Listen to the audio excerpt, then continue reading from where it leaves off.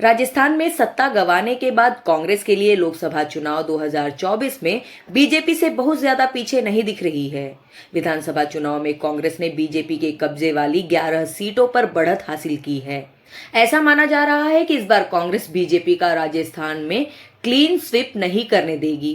पिछले 2 लोकसभा चुनावों में बीजेपी और उसके सहयोगी दल ने 25 में से 25 सीटें जीती थी, लेकिन इस बार हालत बदलते हुए दिखाई दे रही है।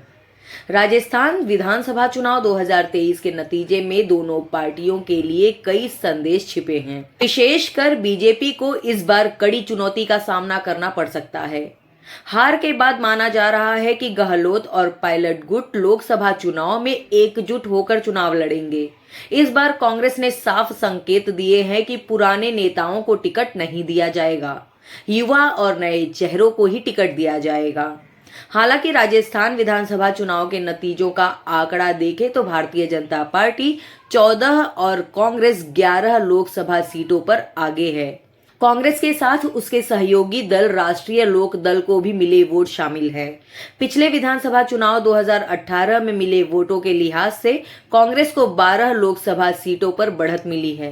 तब कांग्रेस ने कुल 200 विधानसभा में से 100 सीटों पर जीत हासिल की थी, लेकिन लोकसभा चुनाव 2019 में यह प्रदर्शन नहीं दोहरा सकी। लोकसभा चुनाव में कांग्रेस के हाथ राजस्थान में एक भी सीट नहीं लग पाई। लोकसभा चुनाव 2019 के नतीजे के लिहाज से देखें तो भाजपा की सुनामी रही और उसने 25 में से 24 सीटें जीत ली। कांग्रेस की बढ़त वाली 11 लोकसभा सीटों में महज 2 सीटों जयपुर ग्रामीण और अलवर में अंतर 1 लाख से पार रहा। 3 सीटों बाड़मेर, गंगानगर और बांसवाड़ा में बढ़त का अंतर 1 लाख वोटों से कम मगर 50,000 वोट से ज्यादा रहा। 6 लोकसभा सीटों पर कांग्रेस की बढ़त 50,000 वोटों से कम रही। इसके आधार पर ही राजनीतिक रणनीतिकारों का मानना है कि 2019 के मुकाबले अगर वोट स्विंग नहीं हुए तो बीजेपी के लिए 25 में से 25 सीटें जीतना मुश्किल हो सकता है।